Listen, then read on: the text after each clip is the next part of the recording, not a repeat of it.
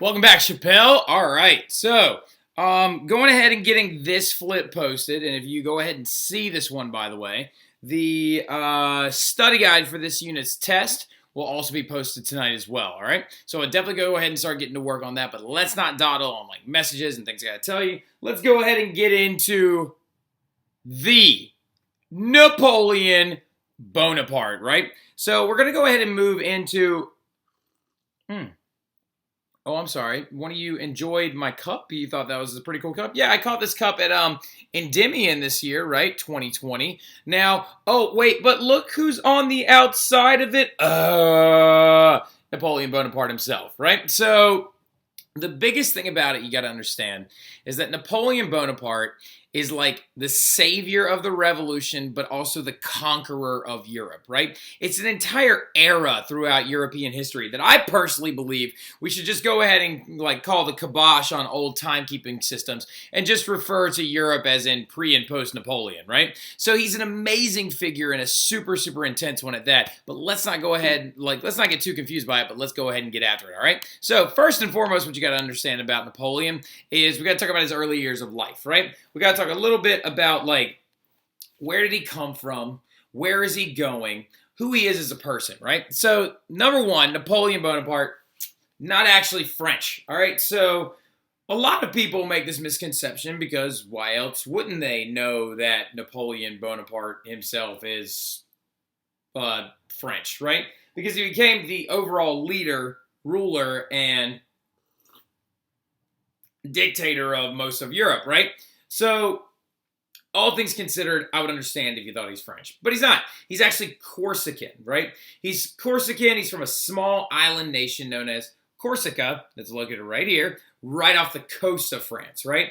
His parents were actually wealthy, upper-class Italian nobles that ended up living on that island, right? His father actually fought for Corsican independence when the French invaded, but his father would eventually sign over loyalty to France, right? Now, Napoleon always, being their second child, Napoleon always really judged his dad because of this, because he thought that he should have been a stronger man and kept fighting for Corsican independence. Now, the thing about being an Italian noble and living in Corsica, though, right, like, you're going to end up probably being taken over. So he's probably a little ridiculous for judging his father because of this. But we do know one person that he absolutely loved was his mother. Right? He was a huge mama's boy. He loved his mother. And he said, I learned all the things I needed to know how to rule Europe on my mother's knee, right? As in being praised by her, but then also possibly being disciplined as well, right? Now, at age 9, he's going to enroll in a huge, very promising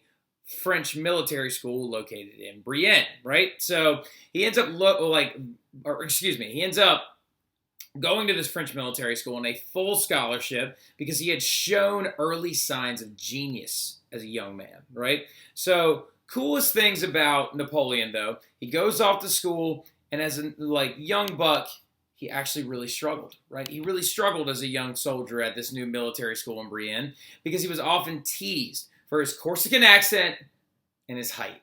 He was only about 5'7", right? Now, he wasn't below average height. You have to understand, 5'7" is average height for a peasant during the time that Napoleon was alive, right? Now, ironically enough, he wasn't that short, but all things considered, the young men that were going to school with Napoleon were well-fed, from upper-class families, and were living up to their genetic potential, most of them being over 5'7", right? And so he got picked on a lot for his accent because his first language is Italian, and he spoke French with an Italian accent, right? And he also didn't know French that well when he went to school. And so he quickly earned the respect of his peers because he was a very hard worker, but he's also a brilliant military strategist. He's a very, very, very, very, very, very, very unbelievably intelligent human being.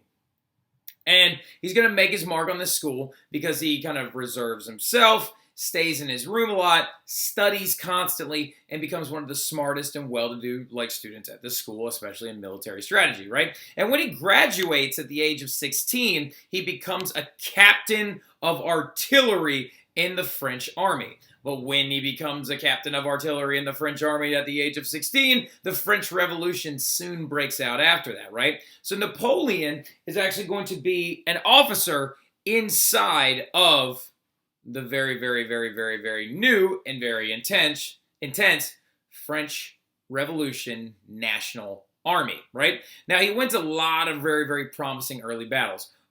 Some big ones early on against the Austrians and the Prussians. One of his most famous battles he actually won at I think it's Toulouse or Toulon against the British, right? He actually couldn't stand the Brits, right? And Napoleon has never been a fan of the British, ever. They're his biggest enemy, right? He believed that they were constantly throwing their weight around Europe. He believed that they were very, very arrogant and power hungry. And also he believed that they shined a negative light on the continent of Europe, being a small island nation that was able to stay separate from all of Europe's issues, right? So as he was a young man, though, and he kept working his way up through the military, he rose very quickly. And the reason why he rose so quickly is because most of the officers that were in the military before the revolution had actually fled and gone to other countries. So there wasn't a ton of officers left, right? And he actually moved his way up through the military, though, rather quickly, right? And eventually, he earns the respect of the Directory, right?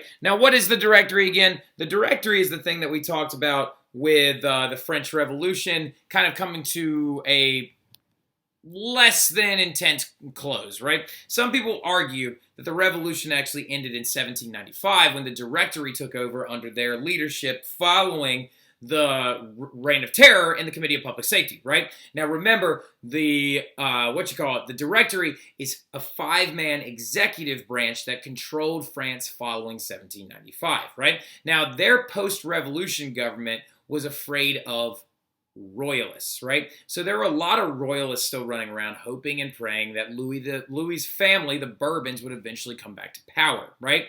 Now, Napoleon defended the Directory from these royalists, from like the troops or sans-culottes members during the revolution, right? He apparently actually had an entire group of sans-culottes shot, and he said, we fired into them and we came out the victor, right? So he's a very, very intense figure, and he's earning the respect of the Directory nearby. Now, all about, though, beating the British, right? His biggest thing that he wanted to do when he was a young man is really strike at the core of the British military prestige and really kind of take them down a peg or two, right? And so the thing that he thought to do was, wait a minute, the British have to go through a certain place to get to their crown jewel, India. So remember when we talked about like the exploration unit several units ago, right? When we talked about the British and the British East India Company, right? Actually taking the seas and flaunting their wealth and really, really, really moving their power across the world. The British were all about their crown jewel colony, India. Well, for those of you who have a basic understanding of but a basic understanding of, oh, that's Admiral Nelson. We'll get to him in a second. A basic understanding of the map of the world, you've got a world map. You know that India, being in Asia, located in Southeast Asia to be more specific, is located all the way over here. Now, Egypt is right here, France is right here, the Brits are right here. The Brits would oftentimes go through the Mediterranean, through Egypt, and then go through this little Red Sea area right there to access their markets in India, right? So Napoleon comes up with a brilliant scheme. He's like, I'll go down there and I'll destroy Egypt, right? I'll take Egypt from the Brits, I'll cut their throats when it comes to their wallets, and I'll keep them from getting to India, right? Now, the Egyptian campaign had massive victories for Napoleon, right? However, he was defeated eventually by the strength of the British Royal Navy, all right? So they had massive victories in Syria and the outskirts of the Suez area and the Suez Canal. Well, it wasn't Suez Canal yet because he actually had that whole thing. We're not going to get into that. Now, anyway, but Napoleon had massive victories in Arabic countries nearby Egypt. Now, the thing about it, though, being he eventually gets beaten by a man, Admiral Horatio Nelson, right? Now, an admiral means that you are a commander of British vessels, right? You are a commander of the British Royal Navy. Now, the thing about it is the Brits had the naval dominance in the entire world. Largest navy the world had ever seen, and the most, actual full-fledged military naval vessels in the entire world, right? Very, very strong. And at the Battle of the Nile, he gets massively defeated by this guy, Admiral Horatio Nelson. he actually abandoned his entire army and returned to France in defeat, but he returned as a hero. Wait a minute. Some of you are like, excuse me, Mr. Terry, he just lost.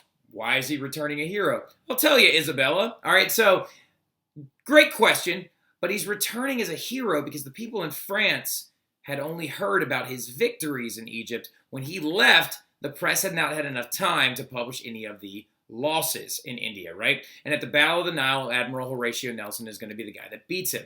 This man right here, Admiral Horatio Nelson, is the man who can't be destroyed or defeated, and he's also the man that Napoleon could never beat in combat, right? Admiral Horatio Nelson actually had a dead eye inside of his head from the Battle of the Nile. He apparently was injured on the side of his face right near his eye, and it actually completely took away all of his vision, right? There's a common myth that says that he came up with the phrase, turn a blind eye to something, right? Then he also lost his arm in a battle against some of Napoleon's troops, and then kept fighting. From both of those injuries, he lost all of the vision in one of his eyes, and lost one of his arms as well, and kept fighting in both of those battles, and saw the British Royal Navy to victory. Admiral Horatio Nelson is a beast, right? Absolute beast. But he's also going to keep Napoleon from winning Egypt, right? So now in 1799, after Napoleon has returned from the Battle of the Nile from Egypt, he decides that this is the chance. He's popular right now. He has returned a hero.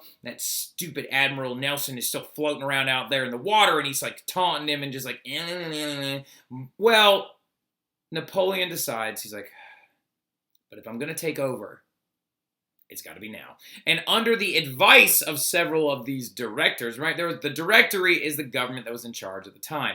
And there was 5 of them. Businessmen with business interests, and they were there, and it was a very, very boring phase of the French Revolution. But they decide that it's time to seize and overthrow the Directory because it's too weak and ineffective. So Napoleon, in November of 1799, leads what's known as a coup d'etat, right? A sudden seizure of something, right? So with 2 of the directors and a large army behind him, he overthrows the other 3 directors and is victorious, right, in this coup d'etat. And when he seizes his control of France, he establishes the consulate, right? Oh, this man is after Mr. Terry's glory, right? France is now called the consulate, like the consuls from ancient Rome. Well, that means, wait a minute, is he taking his cues from Caesar himself? Oh, yeah, he is. All right, don't worry. He's a very big-time historian, and he's like proclaiming himself kind of like this new Caesar-esque figure, right? So he quickly makes himself the first consul, right? After he destroys the Directory in this coup d'etat and he establishes the consulate system, he is a part of now a 3-man executive branch. But when he does this, he rewrites the French Constitution and he says, yes, they are consuls, but I'm the first consulate, right? Or I'm the first consul, much like Julius Caesar was borderline appointing himself following his dictator reign in Rome, right? And also following the reign of Augustus Caesar when he did the same thing. Napoleon is getting to the point where he is about to become the emperor of France, right? And despite overthrowing the absolute king Louis XVI in 1792, his death in 1793, the revolution beginning in 1789, the people of France are actually super behind Napoleon when he overthrows the Directory in this coup d'etat and establishes his consulate system, right? But why? Why did France get rid of an absolute ruler and then just kind of adopt another one later on? Because the people of France right now would rather have peace and order than bloodshed and uncertainty. And Napoleon was the image of that peace and order, right? So I'm going to wrap it up there. I hope you all have a fantastic weekend A period. And for my D and my F period, this is probably Monday evening. But I hope you all enjoyed it. I'll see you guys then. Y'all have a good one.